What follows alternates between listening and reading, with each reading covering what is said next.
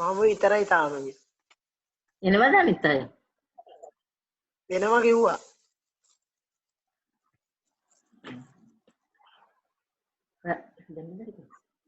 බබා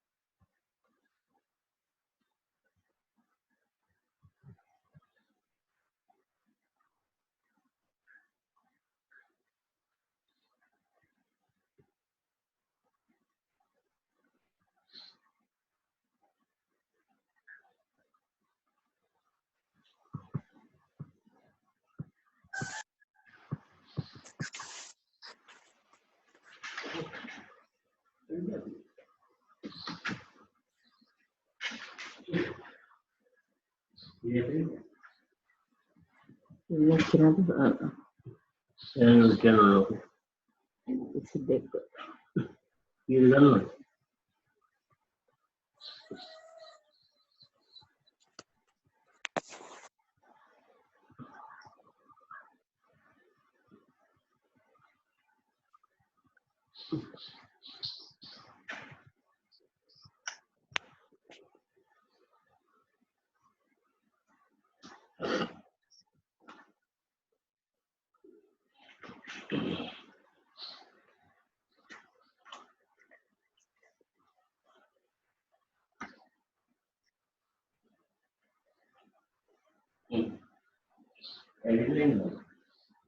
Ini sini.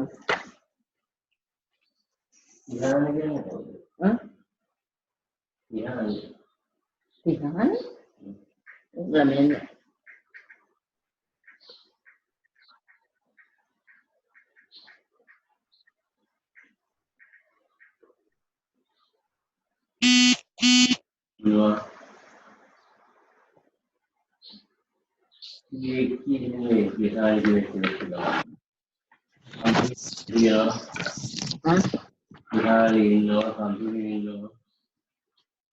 Inesha.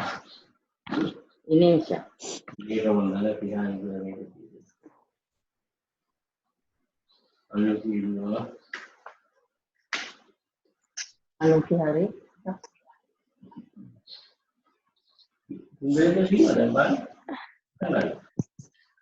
Anu skin ada? Oh, missing. Kira tu ni ada ini. Itu beri. Sandali tinna ada kalau. Inesha. Inesha tinna. Supun nevil, supun ni lah. Pasindu ni shabda berarti kan. Patan gani hari good morning. Ada tiada ni visi. Good morning. Visi haya ni.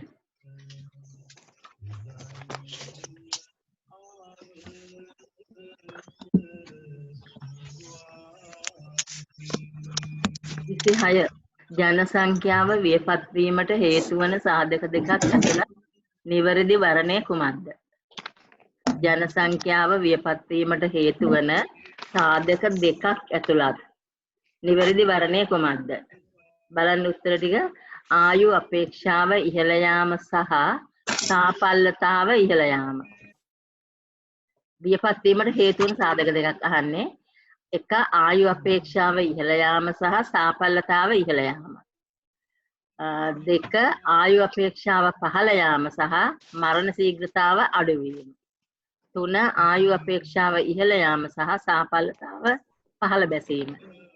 හතර ආයු අපේක්ෂාව පහළ යාම සහ විවාහ ශීඝ්‍රතාවය ඉහළ යාම.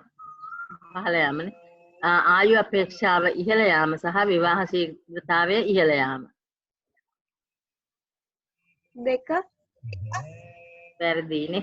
ආයු අපේක්ෂාව පහළ යාම හා මරණ ශීඝ්‍රතාවය අඩු වීම නෙමෙයිනේ. ජනසංඛ්‍යාව වියපත් වීමට හේතු වෙන සාධක දෙකක්. ආයු අපේක්ෂාව ඉහළ යාමයි සාමාන්‍යතාවය ඉහළ යාමයි. පහළ බැසීමයි. තුන උත්තරේ. ආයු අපේක්ෂාව ඉහළ යාම සහ සාපල්ලතාව පහළ බැසීම. ආයු අපේක්ෂාව ඉහළ යාමෙන් වීමට සාධකයක් වෙනවනේ. ඒතකොට සාපල්ලතාවය පහළ බැසීමත් හේතුවක් වෙනවා. ජනසංඛ්‍යාව වියපත් වීමට හේතු වෙන සාධක දෙකක්. ඒකේ මේ ජනසංඛ්‍යාව වියපත් වීම කියලා පොඩ්ඩක් ලියා ගන්න.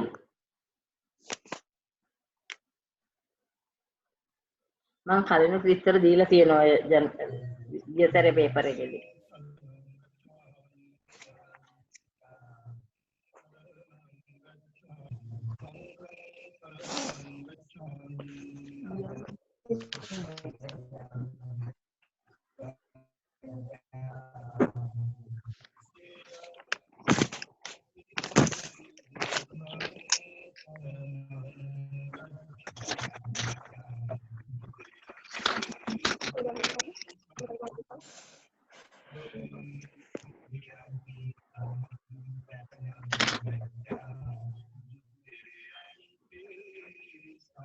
ඒකට ලියා ගන්න මරණ ශීඝ්‍රතාව හා උපස් ශීඝ්‍රතාව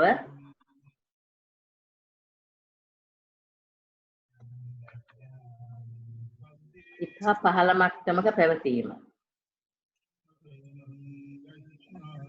එතකොට උපතිත් අඩු වෙන්න ඕන මරණත් අඩු වෙන්න ඕන කියන කෙනෙක් කියන්නේ මරණ ශීඝ්‍රතාව හා උපස් ශීඝ්‍රතාවය ඉතා පහළ මට්ටමක පැවතීම.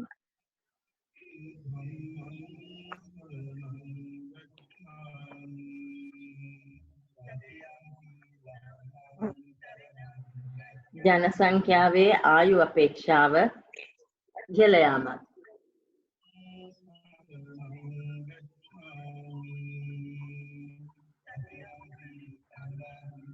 ජනසංඛ්‍යාවේ ආයු අපේක්ෂාව ඉහළ යාමත්.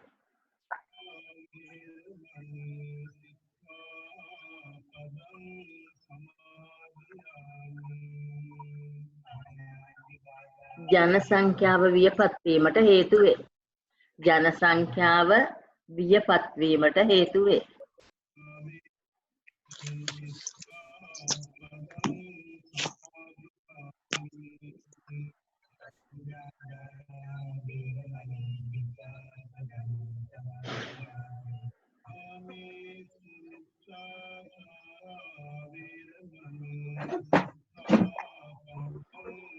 අපි ඒකට ඇති කලින් පේපර් එකේදී ඒකට ගොඩක් විස්තර දුන්නා මම. ඊළඟ ප්‍රශ්න බලන්න 27.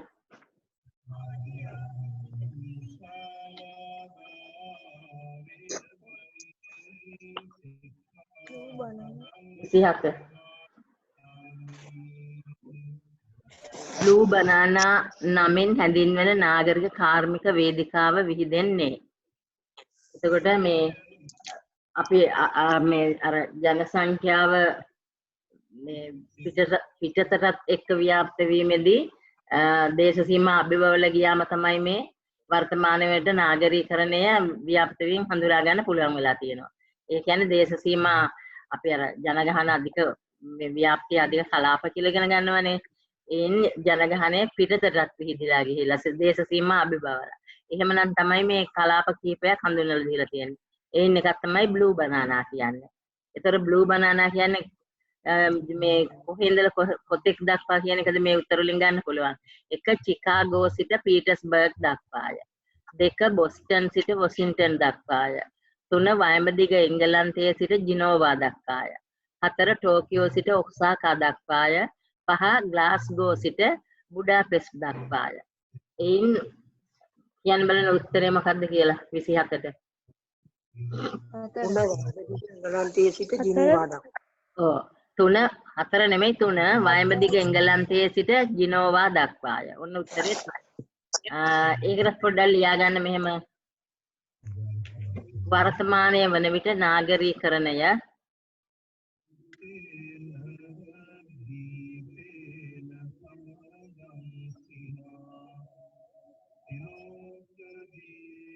දේශ සීමා අභිබවා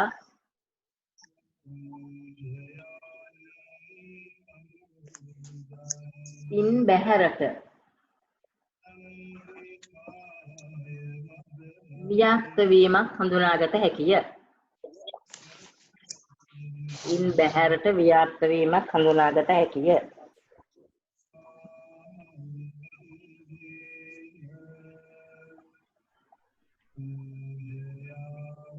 එක ලියන්න blue banana.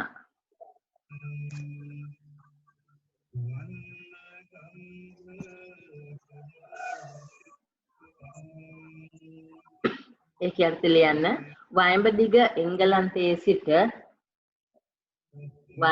එංගලන්තයේ සිට ඉතාලියේ ජිනෝවා තෙක්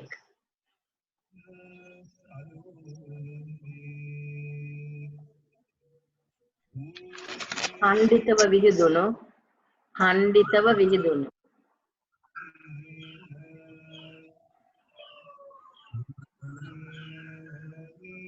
නාගරික කලාපය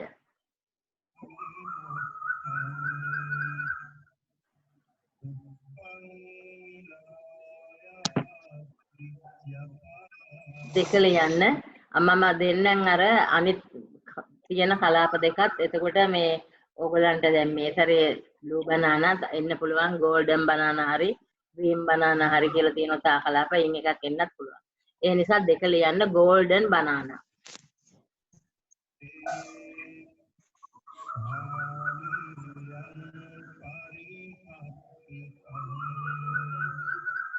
මධ්‍යධරණී මුහුදු වෙරළ තීරයේ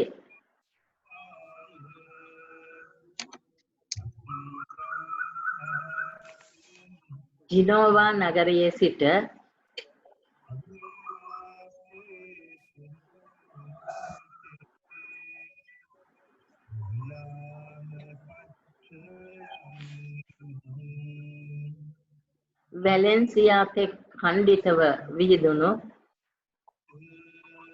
වැලෙන්සියා තෙක් ඛණ්ඩිතව විහිදුණු නාගරික කලාපය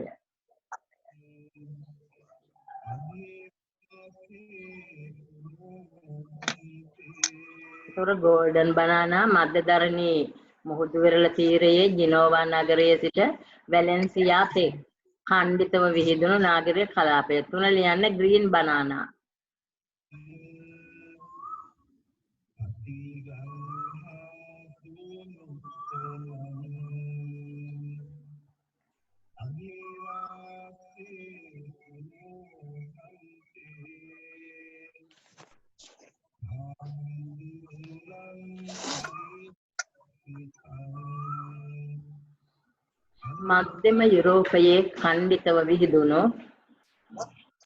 මධ්‍යම යුරෝපයේ ඛණ්ඩිතව විහිදුණු නාගරික කලාපය මධ්‍යම යුරෝපයේ ඛණ්ඩිතව විහිදුණු නාගරික කලාපය එතකොට තුන්වෙනි උත්තරය තමයි අපිට ගන්න තියෙන්නේ වයඹදිග එංගලන්තයේ සිට ජිනෝවා දක්වා කියන එක 28. අනිත් දෙකත් මතක තියාගන්න පොඩ්ඩක්. 28 දැන් බලන්න. 28 ප්‍රාථමික ආර්ථික ක්‍රියාකාරකම් දෙකක් ඇතුළත් නිවැරදි වර්ණය වන්නේ ප්‍රාථමික ආර්ථික ක්‍රියාකාරකම් දෙකක් ඇතුළත් නිවැරදි වර්ණය වන්නේ එක කුසිකර්මය සහ නිෂ්පාදන කර්මාන්තයයි දෙක ආකාර කර්මාන්තය සහ මසුන් මැරීමයි තුන ආකාර කර්මාන්තය සහ ප්‍රවාහනයයි හතර කුසිකර්මය සහ වෙළඳාමයි පහ මසුන් මැරීම සහ නිෂ්පාදන කර්මාන්තයයි බලන්න උත්තරේ 28ට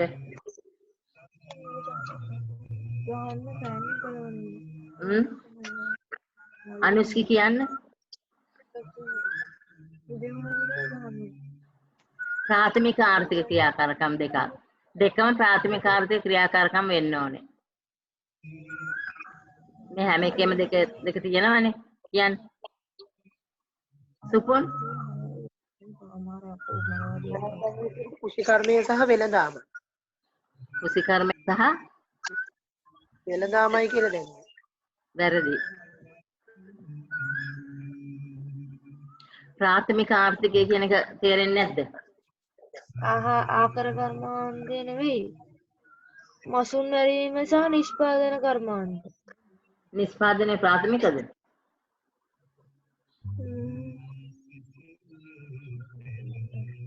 දෙක ආකාර කර්මාන්තය සහ මසුන් මැරීමයි. දෙක. හරිද? හරි. එතකොට 28ට දෙක. ආකාර කර්ම ඒ කියන්නේ ප්‍රාථමික ආර්ථික කටයුතු දෙකක් තියෙන්නේ. ආකාර කර්මාන්තය හා මේ මසුන් මැරීම නිෂ්පාදනය ගන්න බෑ මසුන් මැරීම. හරිනේ. එතකොට පළවෙනි එකට තියෙන කුසිකර්ම සහ නිෂ්පාදනය. එතකොට කුසිකර්ම හරි ප්‍රාථමික නිෂ්පාදන ගන්න බෑ. දෙවෙනි එකට තියෙන්නේ ආකාර කර්මාන්තයයි මසුන් මැරීමයි. දෙකම ප්‍රාථමිකයි.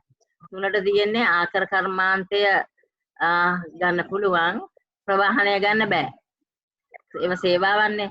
එතකොට 4 කුසිකර්මය ගන්න පුළුවන් වෙළඳාම ගන්න බෑ. එතකොට 5 මසුන් මැරීම ගන්න පුළුවන් නිෂ්පාදන කර්මාන්ත ගන්න බෑ. එහෙනම් උත්තරේ 2. එතකොට මේ පොඩ්ඩක් ලියා ගන්න. ප්‍රාථමික දැන් ඉස්සරහ ගන්න.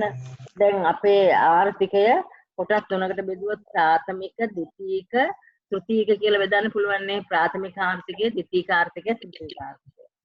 එයින් ප්‍රාථමික කියලා කියන්නේ ඔය කුසිකර්මය, දීවර කටයුතු, සත්ත්ව පාලනය මතක තියාගන්න.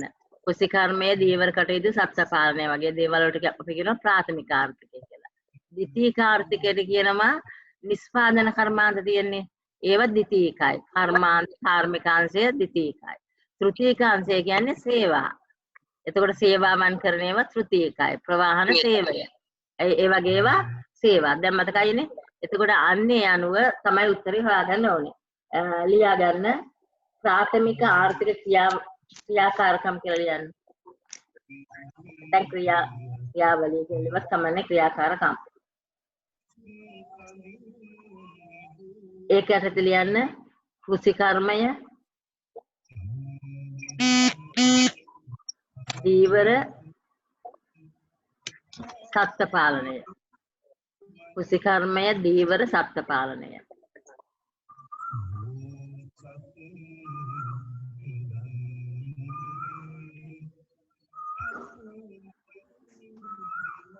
දෙක ලියන්න ද්විතීක ආර්ථික ක්‍රියාකාරකම්. ද්විතීක ආර්ථික ක්‍රියාකාරකම්.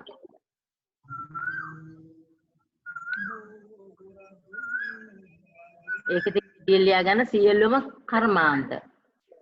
සියලුම මෝටර රථ වෙන්න පුළුවන් නෑ කර්මාන්ත වෙන ඕනම කර්ම. සියලුම කර්මාන්ත. නැත්නම් නිෂ්පාදන කර්මාන්ත.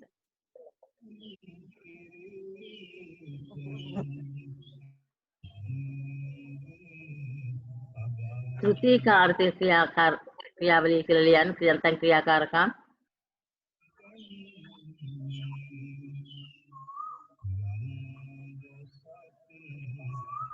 සියලුම සේවාවන් කියලා ලියන්න. ඉතින් උදාහරණයට ප්‍රවාහන සේවය, අධ්‍යාපන සේවය ඕන එකක් ලියන්න පුළුවන්.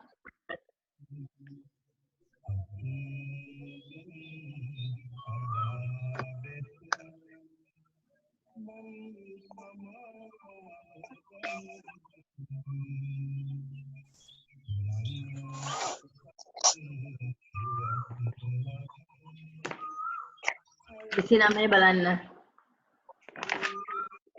බහුජාතික සමාගමක් යනුවෙන් හැඳින්වෙන්නේ විවිධ ජාතීන්ට අයත් පුද්ගලයන් කණ්ඩායමක් විසින් ක්‍රියාත්මක කරන සමාගමකි. ආපහු කියන්න ප්ලීස්. බහුජාතික සමාගමක් යනුවෙන් හැඳින්වෙන්නේ. පේන්නේ නැද්ද? එනවා. හරි මිස්. විවිධ ජාතීන්ට අයත් පුද්ගලයන් කණ්ඩායමක් විසින් ක්‍රියාත්මක කරන සමාගමකි. බොහෝ සංවර්ධනය වන රටවල කර්මාන්ත සඳහා මුදල් ආයෝජනය කිරීමට පිහිට වූ සමාගමකි. 3 මවුල් රටේ පිහිටි සමාගමට අතිරේක වෙනත් රටවලද ශාඛා පිහිටුවා ඇති සමාගමකි. 4 ලෝක වෙළඳ සංවිධානය විසින් පිහිටුවා ඇති සමාගමකි. 5 ඉහළ වටිනාකමක් ඇති භාණ්ඩ සමුදායක් නිපදවන සමාගමකි.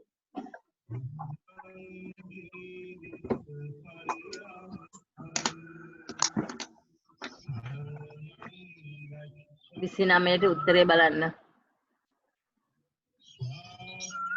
3 මව් රටේ පිහිටි සමාගමට අතිරේක වෙනත් රටවලද ශාඛා පිහිටුවා ඇති සමාගම. ඒකයි බහුජාතික කියන්නේ. මව් රටේ පිහිටි සමාගමට අතිරේකව වෙනත් රටවල ශාඛා පිහිටුවා ඇති සමාගම්. උදාහරණයක් කියන්න බලන්න බහුජාතික සමාගමකට. යුනිලීවර්. යුනිලීවර්. තව මොන්සන්තෝ වගේ කුසි කාර්මික නිෂ්පාදක. ඕන තරම් තියෙනවා. බහුජාතික සමාගම්. දැන් එහෙනම් මේ මව් රටේ පිහිටි සමාගමට අතිරේකව වෙනත් රටවල ශාඛා පිහිටුවා ඇති සමාගම්. ඒකටත් ලියා ගන්න දැන් තුන උත්තරේ. ඒකට ලියා ගන්න බහුජාතික සමාගමක් යනු කියලා පොඩ්ඩක්.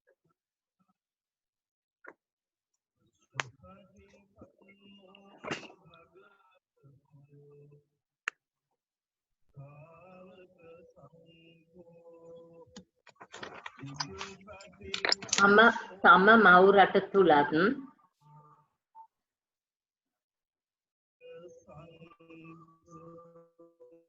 ඉන් බැහැරව අවම වශයෙන් එක් රටකවත්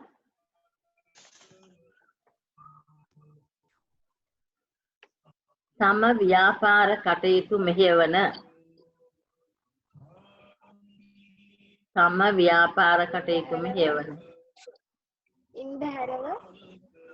ඉන් බැහැරව අවම වශයෙන් එක් රටකවත්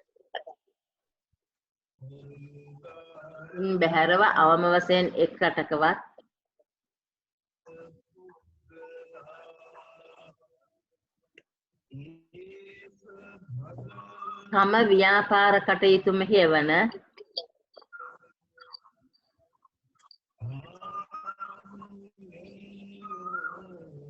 ව්‍යාපාර කටයුතු මෙහෙයවන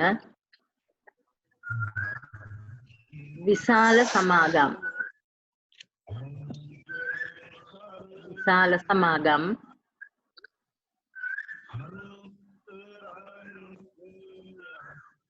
බහුජාතික සමාගම් ලෙස හැඳින්වේ.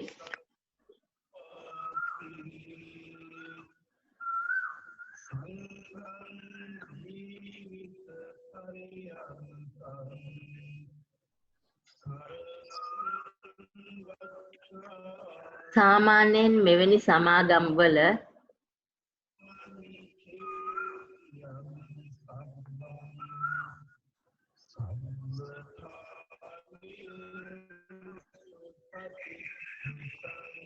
කාර්යාලය හෝ කර්මාන්ත ශාලා හෝ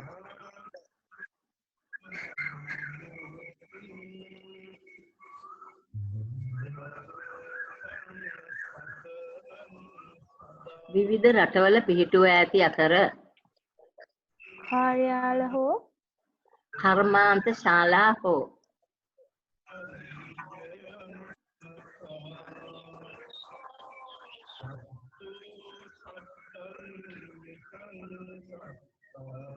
විවිධ රටවල පිහිටුවා ඇති අතර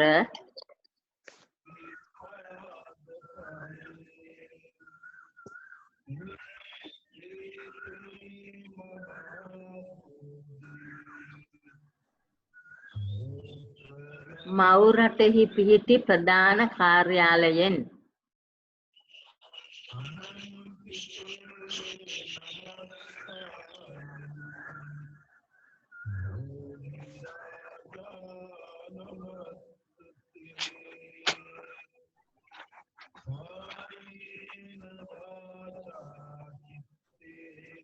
ඒවා සම්බන්ධීකරණය කෙරේ.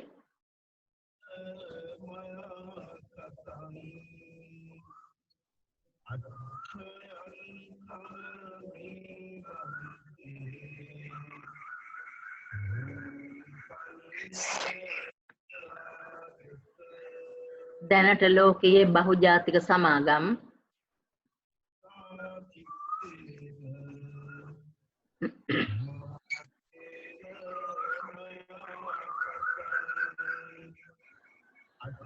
හයසීයක් පමණ ක්‍රියාත්මක වේ. 600ක් පමණ ක්‍රියාත්මක වේ.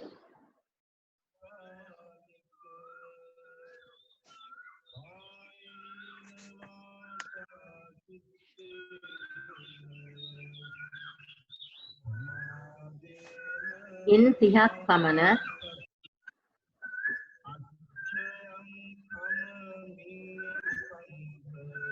අමරිකා එක්සත් ජනපදය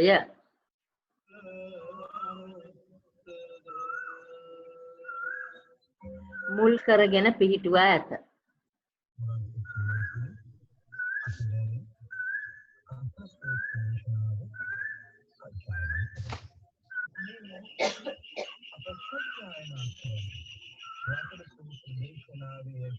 තවත් 160ක් පමණ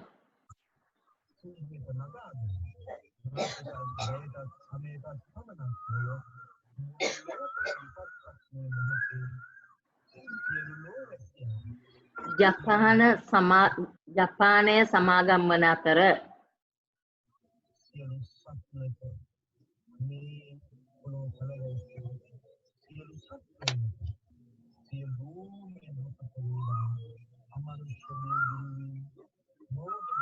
හැටක් පමණ එක්සත් රාජධානියේ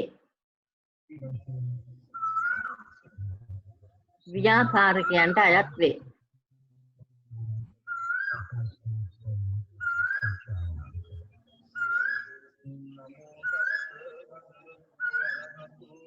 හැටක් පමණ රාජධානියේ ව්‍යාපාරිකයන්ට අයත් වේ.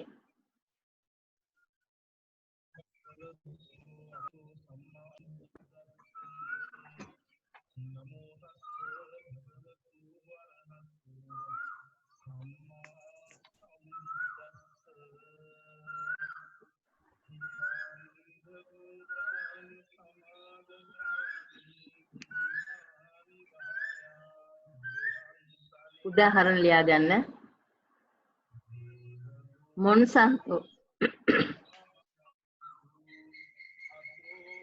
මොන්සන්තෝ ඒක ඉස්සරහින් ලියා ගන්න USA.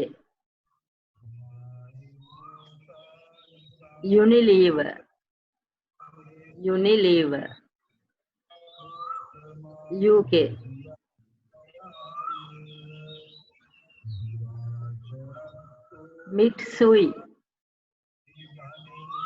Mitsui ජපානය.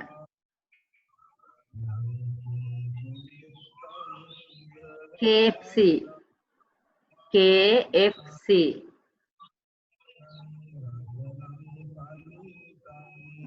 USA.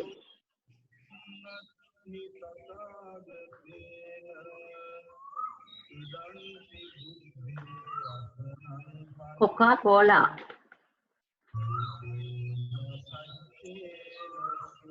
USA.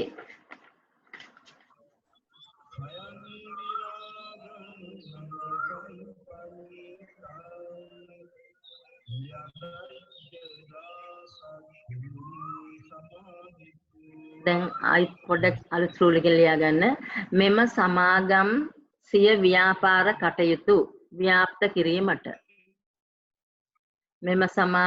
සිය ව්‍යාපාර කටයුතු ව්‍යාප්ත කිරීමට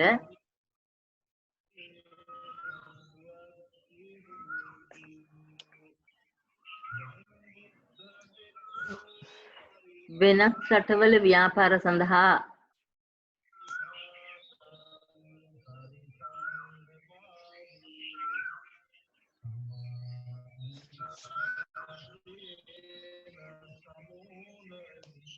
මුදල් ආයෝජනය කිරීම සිදු කරයි.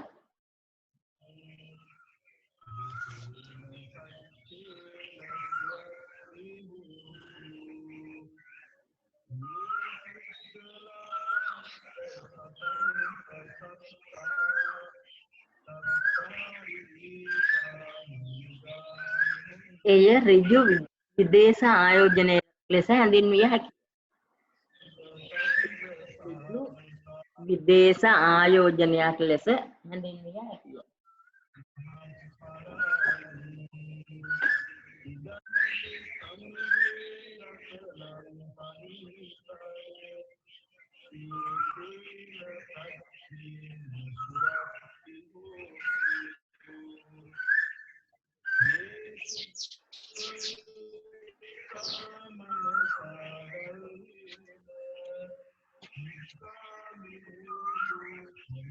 ලෝකයේ සංවර්ධනය වෙමින් පවතින රටවල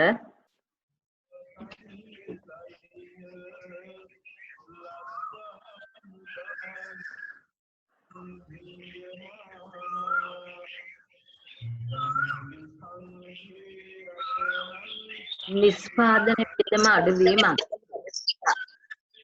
සංවර්ධනය වෙමින් පවතින රටවල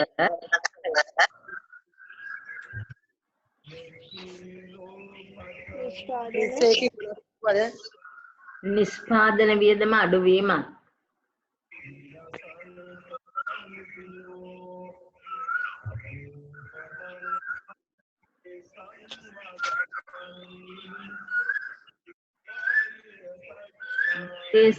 විදේශ ආයෝජන පුළුල් කර ගැනීම සඳහා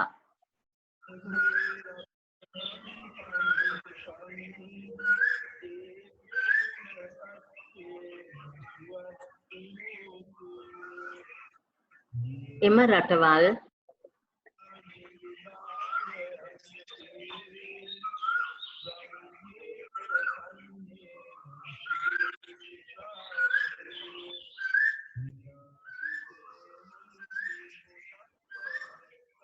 ආර්ථිකය විවෘත කිරීම ආර්ථිකය විවෘත කිරීමට බදු ප්‍රතිපත්තිය ලිහිල් කිරීම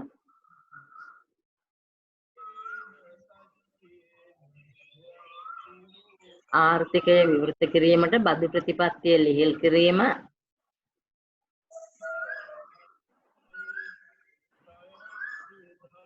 කම්කරු නීති රීති ලිහිල් කිරීම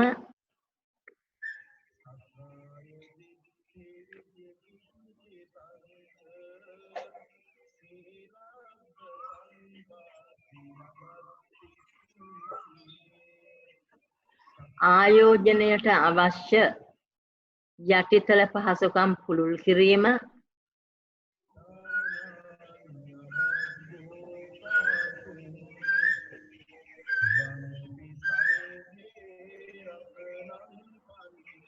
ආයෝජනයට අවශ්‍ය යටිතල පහසුකම් පුළුල් කිරීම වැනි ක්‍රියාමාර්ග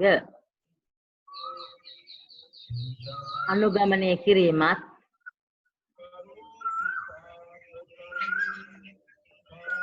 ක්‍රියාමාර්ග අනුගමනය කිරීමත්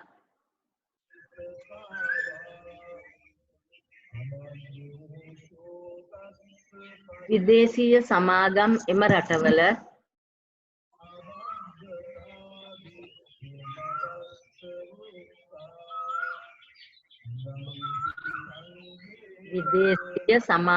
එම රටවල ආයෝජනය කිරීම වැඩි වීමට හේතු වේ.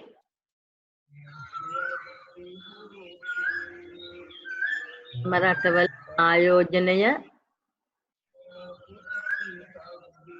කිරීම වැඩි වීමට හේතු වේ.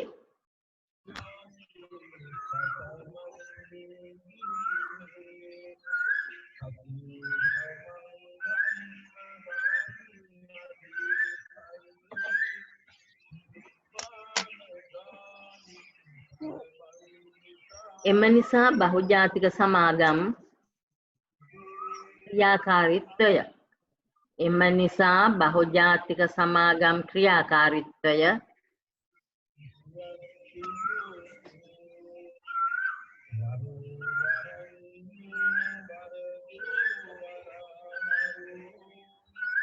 ඕලිය කරන ක්‍රියාවලියට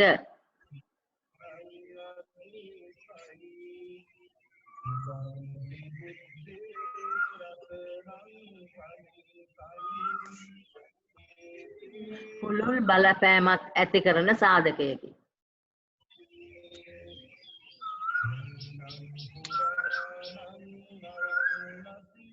ගෝලීකරණ ක්‍රියාවලියට පුළුල් බලපෑමක් ඇති කරන සාධකයකි.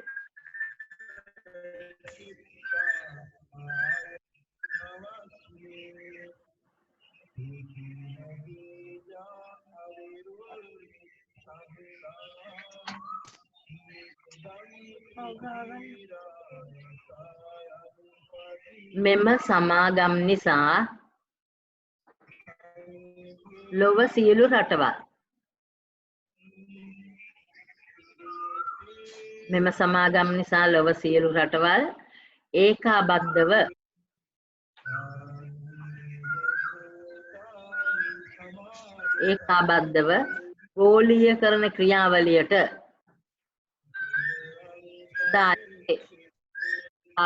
ගෝලීයකරණ ක්‍රියාවලියට දායක වේ.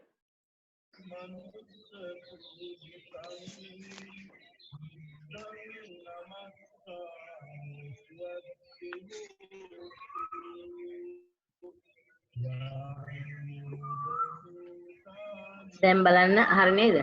දැන් බහුජාතික සමාගමක් යනුවෙන් හැඳින්වෙන්නේ එතකොට මව් රටේ පිහිටි සමාගමට අතිරේක වෙනත් රටවලද ශාඛා පිහිටුව ඇති සමාගම්. ඒ දැන් අර මම විස්තර දුන්නේ බහුජාතික සමාගම් පිළිබඳ ලියන ප්‍රශ්නයකට දැන් ඔයගලන්ට ලියන්න පුළුවන් සාමාන්‍ය කොටසක් බහුජාතික සමාගමක් කියන එක හඳුන්වලා දුන්නේ. ඔය මෙතන තියෙන ඉතින් එක වාක්‍යකින්නේ. ඒකට උදාහරණ ඒ විදිහට මතක තියාගන්න. හරි නේද? හරි. දැන් ඊළඟට 30 වෙනි ප්‍රශ්නය.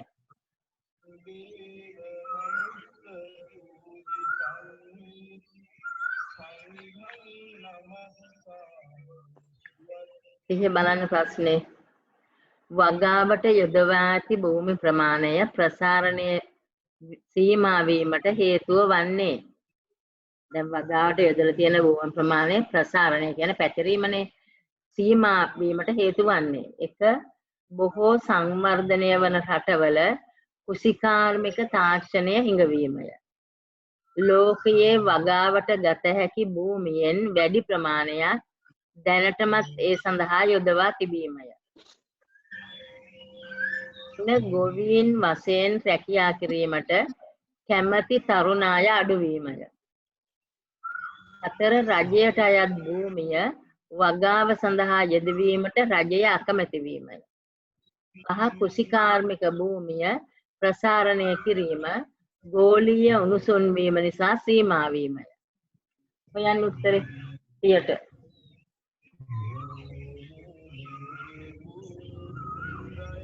දෙක. බොහෝ සංවර්ධනය වන රටවල කර්මාන්ත ඒක නෙමෙයි. 2. ලෝකයේ වගාවට ගත හැකි භූමියෙන් වැඩි ප්‍රමාණයක් දැනටමත් ඒ සඳහා යොදවා තිබීමය. වගාවට යොදවා ඇති භූමි ප්‍රමාණය ප්‍රසාරණය සීමා වීමට හේතු වනේ. ලෝකයේ වගාවට ගත හැකි භූමියෙන් වැඩි ප්‍රමාණයක් දැනටමත් ඒ සඳහා යොදවා තිබීමය. ඒ නිසා තමයි භූමියේ ප්‍රසාරණය වීම අඩු වෙලා තියෙන්නේ. එතකොට මේ බලන්න වෙලා විනාඩි 3ක් තියෙනවා. ලියා ගන්න බිම් ප්‍රමාණය ව්‍යාප්ත කිරීම කියලා.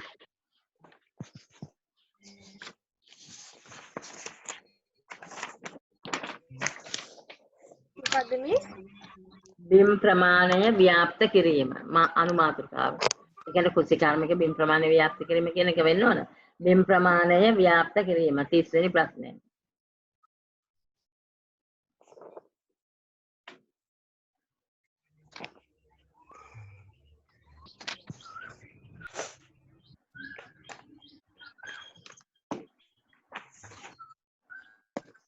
ලෝකයේ මුළු බිම් ප්‍රමාණයෙන්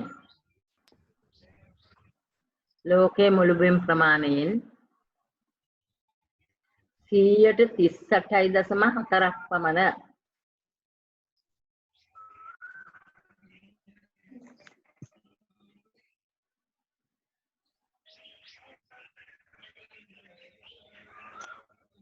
කුසිකාර්මික කටයුතු සඳහා යොදා ගනී.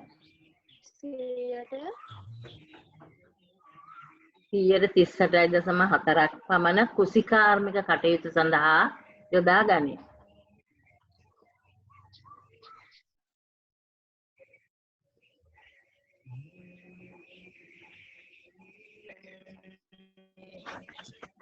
එයින් භෝග වගාවට සුදුසු භූමි ප්‍රමාණය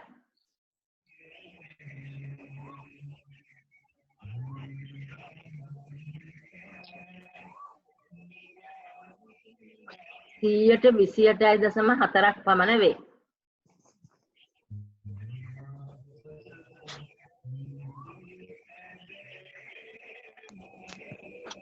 සියයට 28.4ක් පමණ වේ.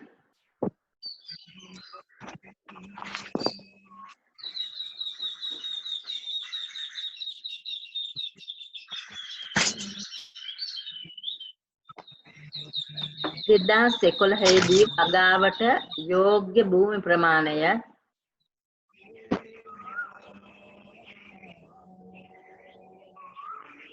2011දී වගාවට යෝග්‍ය භූමි ප්‍රමාණය 13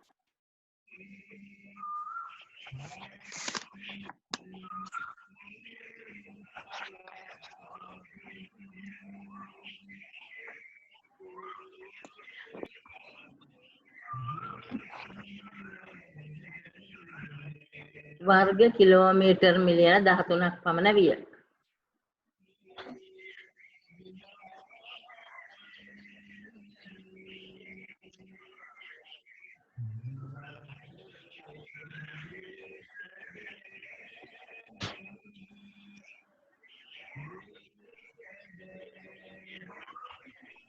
දැන් බලාගන්න බිම් ප්‍රමාණය ව්‍යාප්ත කිරීම ගම ලෝකයේ මුළු බිම් ප්‍රමාණයෙන් 38.4ක් තමයි කුසිකාර්මික කටයුතු සඳහා යොදාගෙන තියෙන්නේ. පොඩ්ඩක් මතක තියාගන්න 38.4ක් පමණ කුසිකාර්මික කටයුතු සඳහා යොදාගෙන තියෙන්නේ.